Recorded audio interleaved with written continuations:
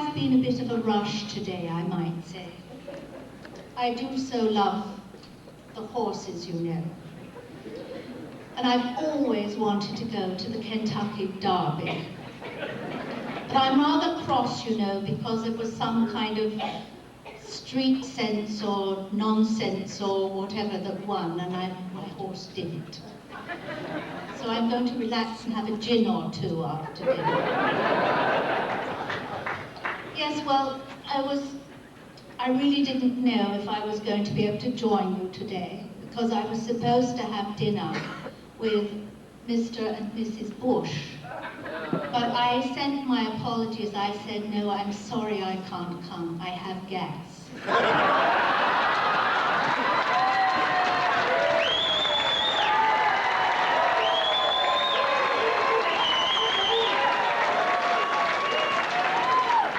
One does have to get one's priorities right. On the home front, the family is in an uproar as usual. Philip has been sulking about the movie. Did you see my movie? Yeah. Although I was very flattered to be portrayed by Helen Mirren, it's very odd having movies made about you when you're not dead yet. Anyway, Philip thought it made him look like a buffoon, so he's been sulking ever since. And then William separated from his girlfriend. And of course, all the shopkeepers who had all these lovely William and Kate engagement commemoration mugs had to throw them all in the trash. And of course, Harry is off to Iraq, or not, depending on the day. And of course, as his grandmother, I am quite concerned. However, we did spend a lovely holiday in Balmoral this year with our grandchildren. One of the best things about being older is that one can hide one's own Easter eggs. Actually, last year, I think it was August before Philip found him.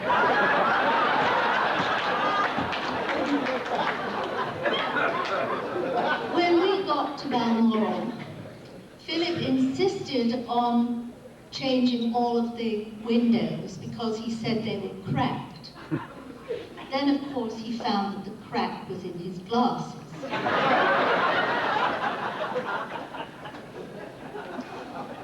While we were there, I went to visit a very charming lady called Mary Parsons.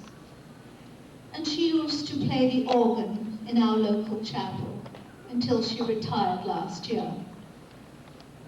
As we sat for tea in the parlour of her little cottage, I could not help but notice that she had a glass bowl sitting on top of her old pump organ with something that looked suspiciously like a condom floating in it.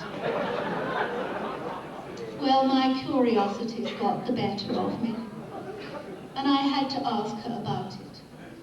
She said, yes, it's a wonderful thing. I was walking across the common when I found this little packet. It said, to prevent disease, put it on your organ and keep it moist.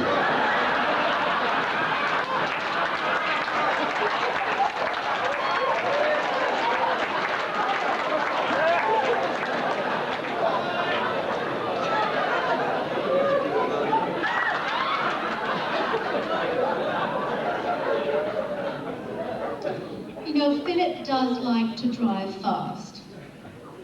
Well, he went through a photo radar about a month or so ago and received a ticket for £40 plus a photograph of his Land Rover in the mail.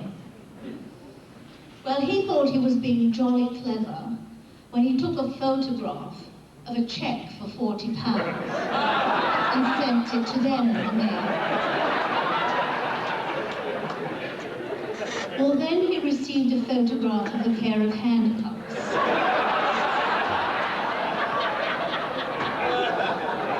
So he paid the ticket.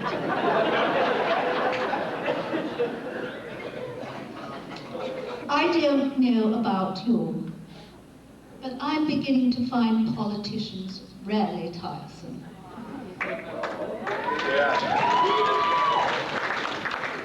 Of course, I have to suffer through a visit from our Prime Minister, Tony Blair, every month. And I'm afraid I'm rather inclined to nod and say, yes, dear, and let my mind wander, the way one does when one's grandson wants to talk endlessly about computers.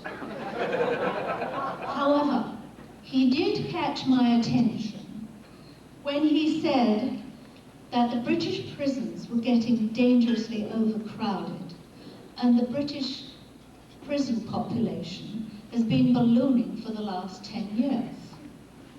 I said, Mr. Blair, having half the prison population floating above one's head in balloons is not a way to solve the overcrowding problem.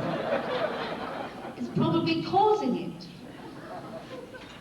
Speaking of crime, while we were at Balmoral, a van was stolen from the edge of the property. The police are hampered in their search. Apparently, it's a Secret Service vehicle, and they don't want anyone to know what it looks like.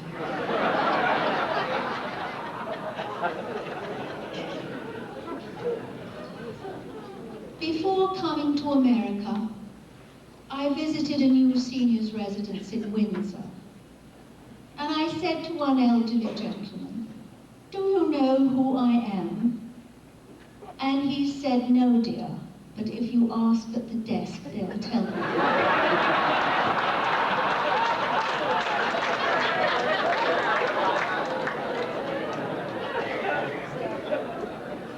While I was there, the doctor was making his rounds, and I watched him remove a suppository from a patient's ear.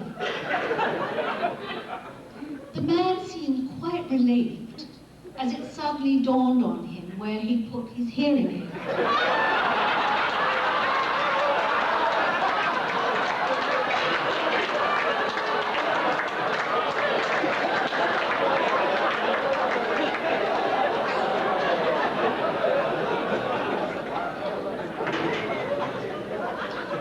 Some people do get quite odd, don't they? Unfortunately, one lady was approaching every gentleman with her frock over her head, crying out, super sex. When she displayed herself to the gentleman I was conversing with, he looked at her for a minute and said, I'll take the soup.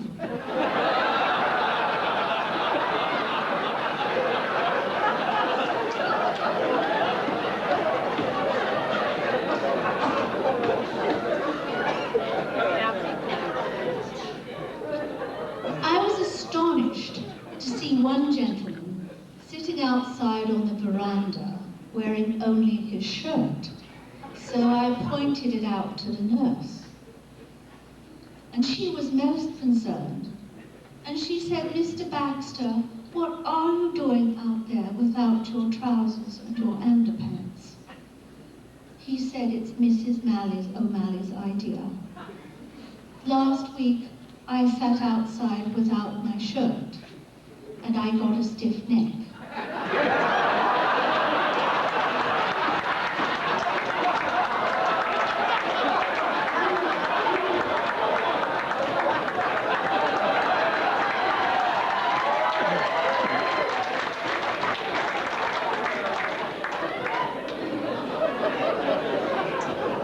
Is Sergeant Swampy behaving himself?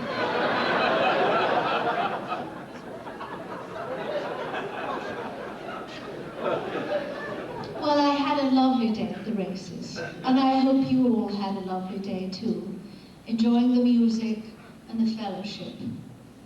It's so inspirational to see so many people brought back together by the love of their friends and of music.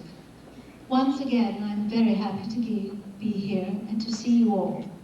Good night for now, and may God bless you all.